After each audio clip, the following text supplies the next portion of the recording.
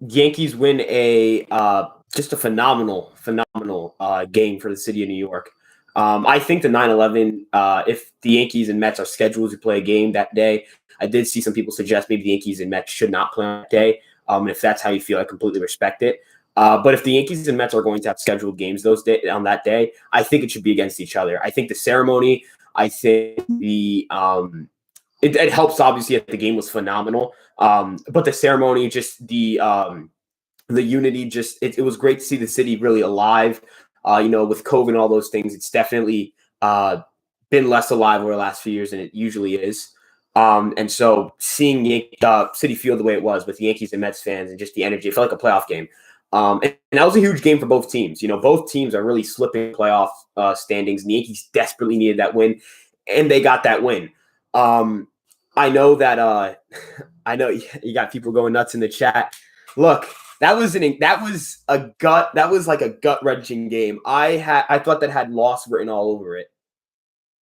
Dude, I thought the Yankees were going to lose that game the entire time. Like after the first 3 runs scored by the Mets, it just had loss written all over it. Thank you. But shout out to everyone in the chat right now. Look, if you just want to go from an objective standpoint, like what we got out of this game, and I'll get to that. I'll get to the chat in just a second. Kluber did not pitch great. That sucks. He got some strikeouts, got a bunch of strikeouts, which is great to see. But it's just everything outside his breaking ball just really isn't working for him. So that's something you're gonna have to keep looking at. I think he's a slow starter, but if it's September, so you really can have a slow start. So yeah. But with that being said, let's get to the chat. Gary lost his job again, low key. Yeah, I would say Higgy's definitely playing his way back into getting more starts, but I would say Gary's going to start in the playoffs. But Higashioka is definitely a very underrated player. But I think that's an entire different topic that I can get into with a video. Fireside Giants in the chat, please subscribe to them too. I know a lot of you guys are, if you guys are Yankee fans, there's a good chance you're a Giants fan. NFL season starts tomorrow for the rest of the teams that's not named the Bucs and Cowboys. So again, make sure you guys subscribe there as well. Glaber did swing the bat very well. He played a lot better than I thought he played. I think people are going to give him credit for. He had a bunch of well hit balls.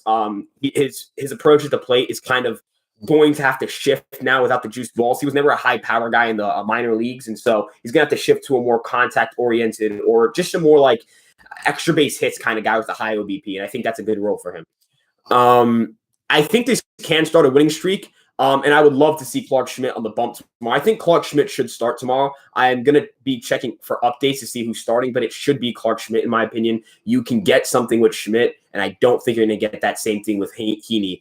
Even though I love the Heen dog, he's not a good pitcher. So objectively, he is not very good at his job, and he should not start. Trade Judge for Correa, JC Correa. You know what? I'll take you up on that offer. Not Carlos, but JC. I'll take you up on that offer. Broncos fan here. Please beat the Chiefs. Not a big believer in the Broncos this year, but I believe in their defense. And if they can beat the Chiefs, that'd be great. I don't have anything against the Broncos. I have more against the Chiefs than I do against the Broncos because the Chiefs are really good. But yeah. If Pete hits that ball just a little bit better, that ball's gone. But at the same time, I would say like for the McCann one, he did not barrel that ball. There's a Chad Green question right after, so I'm definitely going to tie these two together. But for the first one, yeah, Pete is definitely like he was an inch away, not even an inch, like a centimeter away from sending that one over the Big Apple. And it's just a matter of walks and some really bad starts, some really, really, really bad starts. Not walks, starts, excuse me, walks, really bad walks for Abreu and relievers in general. You just don't want to be giving up walks in those big situations. But I think Abreu has potential, and he's going to work those little issues out over time. What's going on with Chad Green? Chad Green, that ball I don't think was a bad pitch. It was placed pretty well. He's just kind of struggling a little bit as of late. I think you give him a couple of more innings to kind of fix his confidence, and he'll go back to being his normal Chad Green, giving a bunch of innings, being effective, getting strikeouts, all that stuff. Urshela's, yeah, he's been really bad. His play discipline is really terrible. He's not getting barrels at the rate you'd like him to get barrels at. He's just looking really lost. Maybe he turns it around, but he's definitely someone that's a candidate to go in the offseason as the Yankees go out and search for a shortstop. Higashioka, I'm a big Higashioka guy. I really do think that Higashioka is a very underrated player on the Yankees, and I think he deserves to get a look at the starting catching spot. Start Heen Dog. So yeah, that would be funny. I think I understand what you're saying. Heaney getting a Heen Dog bump day for RBW would be pretty fun. But I want to win more than I want to have fun. So win tomorrow game against the Minnesota and sweep the Orioles. If the Yankees do that, they're right back. Like they're right back. They're going to be right back in the top wild card spot. But they have to actually do it. So tomorrow's huge. If they drop that game against the Twins, I'm fine as long as they sweep Baltimore. They just got to take 3 out of 4 against that one Twins game and then the 3 Baltimore games. If they play 3, I think they play 3. If Clark Schmidt pitches tomorrow, what's his line? I think he goes 4 innings, 2 earned runs, 1 walk, 4 strikeouts, or 3 strikeouts, something like that. I think he can pitch pretty well. I just don't think he's going to be much length. I think he's definitely getting innings in that game. 5 innings, 3 earned runs, 2 walks, 4 strikeouts. I can see that too. I can definitely see that. It's a very realistic stat line. Stars need to go give more innings. Yeah, it's going to be a big problem. The Yankees do not have the bullpen depth that they had before. Losing Weisiger changes everything. So they're definitely going to need some bullpen depth, or at least some more innings from your starters. Getting Cole back is going to help. Not having Tylen hurts. Nestor can pitch pretty deep into a game. Monty just needs to give him more length than that. He had a really awful start, and I think that's more of an outlier for him. The Yankees are going to have to get innings out of their starters. If Schmidt can somehow give them length, I'd be shocked, but I would definitely welcome it. Higgy's underrated. Yes, I think he's the most underrated player on the New York Yankees. Is Game 6 in the pick 63 in the picture? I can't read. I don't have my glasses on. I don't see it in the picture because that would mean that the Yankees have to have a tie with either Toronto or the Red Sox, and the Yankees really can't tie with them because the Yankees lost the season series to Boston. I believe they've just lost the season series after that sweep to Toronto. Or they have to sweep in order to get the season series tied, in which I still think the Yankees, it's just very unlikely. It's very unlikely that the Yankees get the season series against Toronto, so they're really not going to have a chance to go to a 163. Roster for Clark. That's a good question. Oh, that's tough. I mean, I don't know who that's going to be. I don't know. Maybe they. Man, that's tough. I don't know who they sent down. Maybe Velasquez. It's going to be tough. I do not like the idea of playing a game 163 against Toronto at home. Well, luckily, we're most likely not going to. We're either going to get eliminated or we're going to make the playoffs. Higgy learns how to hit breaking balls. Dude, when Higgy gets a platoon, he'll be fine. Like, dude, if you give him a platoon, he'll be fine. Heel. Yeah, that might be the guy that gets sent down. He might get sent down. I didn't even think about that. Maybe it's someone in the bullpen. I don't see it being Abreu. I mean, you'd be hard pressed to send down Abreu when you need bullpen help, right? Unless Heel's gonna, because I guess they're gonna say Schmidt's gonna start, and they're gonna try to give Schmidt some starts. And Heel didn't look great in his last outing, so they definitely have evidence to not keep Heel in the majors. So yeah, I can see him being the guy that gets sent down. If you take a look at the schedule, we can go 14-6. I'm assuming it's the Yankees because NFL schedule is not 17 games. Yeah, I think they can. 14 brings them to what? I think that brings them to let me check their win-loss record. My phone charger's been, just not working, so I have to actually check the schedule, and I haven't. Okay, so 14-6 gets them to 93 wins, which is great considering how bad they've played as of late. So that'd be great. I love the Reese McGuire platooning with Higgy idea. I want to get more into that in a video and have my thoughts really layered out, but that's definitely one of my ideas with the whole platooning thing. I think Higgy should. I don't think paying Gary Sanchez $8 million or $9 million in arbitration, considering how good Higashioka is, it just doesn't really make much sense to me. Gio cannot be a New York Yankee next year. I agree. I think for the most part, unless Urshela goes on a crazy stretch to end the season and has a decent season, you can chalk it up as, okay, he's still a valuable infielder.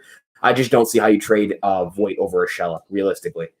I think we can still say we have 2 good catchers who are both good in their own rights. Yes, but I can also say that projection metrics and just per rate metrics suggest that Higashioka is the better player between the two. And so that's just how it is. Obviously, that can change. There's still some time left for Gary, but that's just where my stance is right now. It's September 12th. We kind of have, the sample size to say, okay, the better season so far, in my opinion, has been Higashioka. And so Higashioka has been the better player this year and a little bit of last year. So that changes things. Voit becomes a best bench player of all time. I mean, the problem is with having a bench bat like Voit is that he cannot play many positions outside of first base or any positions outside of first base. And so that makes you really struggle with keeping him behind the plate, or not behind the plate, keeping him on the bench, because you really can't plug him into the field after that. You're gonna have to kind of take him out of the game, and that's just not a great situation. Yeah, Higgy is a great defender, phenomenal defender. I think in college strikes above average, which is a per rate metric on baseball prospectus, per rate meaning it doesn't, it adjusts for, it kind of puts everyone's volume at the same level.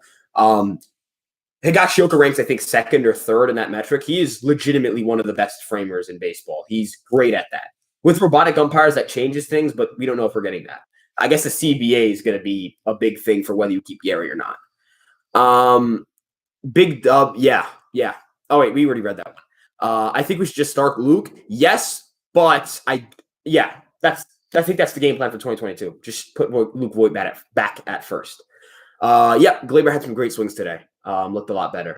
Voigt in right field. I think his legs would he's just so injury prone. I cannot put him in the outfield. I don't think he's it's a nightmare situation. I don't trust him with any ball. I don't see us resigning Rizzo. I'd agree. I don't see the Yankees really paying money for first baseman unless, they have a cheap option for shortstop secured and they just have money to spend. But I just feel like spending money just to spend money is pretty stupid. So I wouldn't do it. It's beautiful watching Iggy frame. Yeah, it is. It's a great thing to watch a catcher who can frame. And this isn't a knock on Gary. I'm not saying Gary's Higashioka being better than Gary is an insult to Gary, because I think Higashioka is very good. I don't think it's bad to be worse than Higashioka as a baseball player or as a catcher. Javi did his best Glaber impression today with that bad throw. Mm-hmm.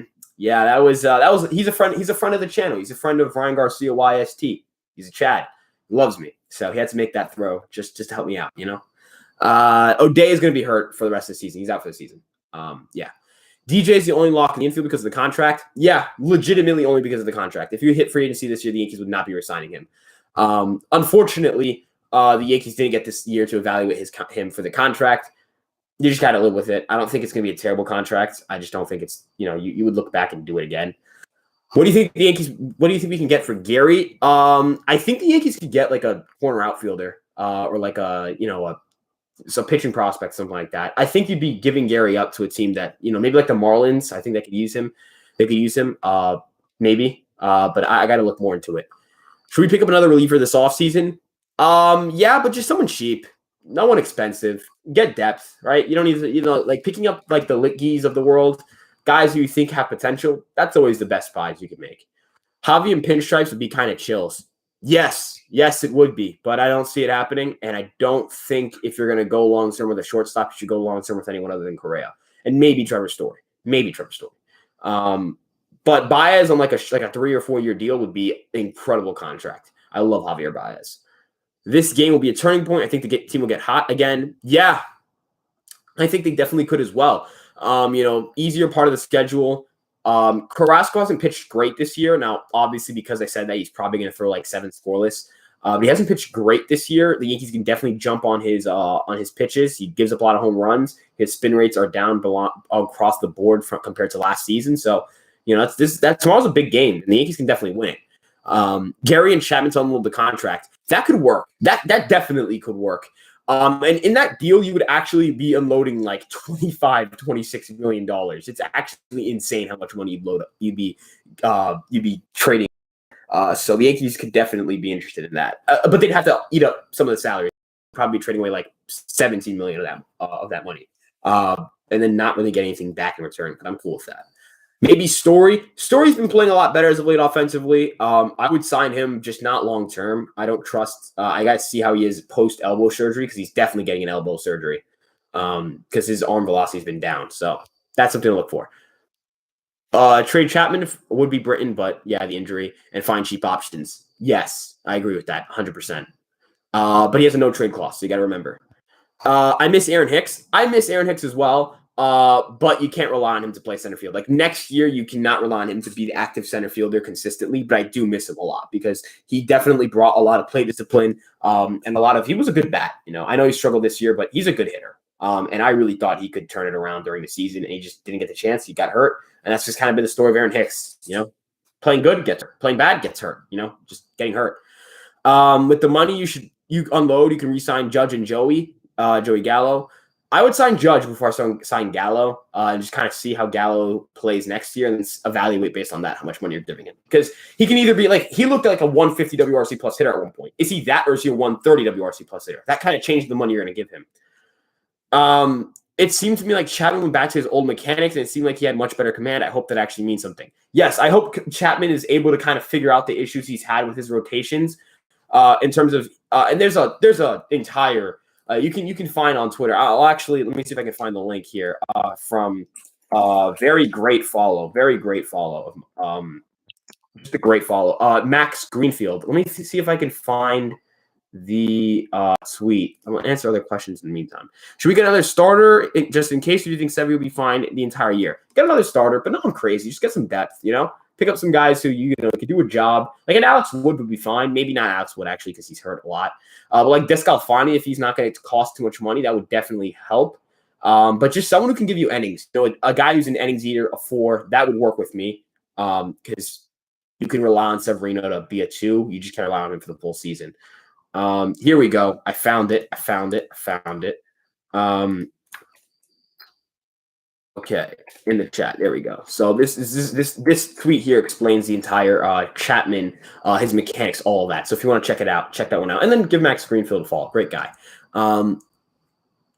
Gardner giving his best Hicks impression with his OBP ability. Gardner's been playing like it's Game 7 of the World Series every single day. That dude's he's that guy, pal. Like he's gritting. He's a gritty guy. He is the grit god for a reason.